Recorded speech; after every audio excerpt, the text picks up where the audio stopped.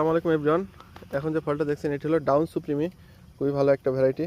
দেখুন গাছে ফলে একটু ছত্রাক লেগে গেছে, যা হোক তো সমস্যা নাই, আমরা ফলটা পাইছি অবশেষে। তো এখন পরন্ত বিকাল সন্ধ্যা হয়ে গেছে অলরেডি।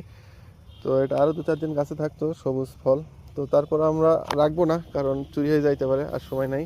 তো আমরা এটা কেটে দেখি যে এটা ব্রিক্স লেভেল কত আসে ডাউন সুপ্রিমি ভ্যারাইটিটা। বিসমিল্লাহ। এটা খুবই লম্বা ভ্যারাইটি এবং সামনের দিকে একটু মোটা হয় এবং পিছন দিকে মানে গোড়ার দিকে একটু চিকন। দেখুন ডাউন সুপ্রিমি ছুরিটা আজকে একটু ছোটো হয়ে গেছে, বড় বড় ফল তো কাটতে একটু অসুবিধা হচ্ছে। এর উপরের চামড়াটা একটু পুরো আছে, পুরুত্ব একটু বেশি, ভিতরটা পিঙ্কিশ। তো এটার সুইটনেসটা আমরা এবার একটু পরীক্ষা করি। তো আমরা সরাসরি গাছ থেকে ফল কেটে এর ব্রিক্সটা মাপার চেষ্টা করি, যেন অরিজিনাল যেটার মিষ্টতাটা যেন পাওয়া যায় এই লক্ষ্যে। তো চলুন ব্রিক্সটা দেখা যায়। 18.90, আলহামদুলিল্লাহ খুবই ভালো ব্রিক্স। 18.90, 18.80, আরও একবার দেখি। এটা 19-20 হয়, এটা 18.75, যাক 18 আরও একবার দেখি,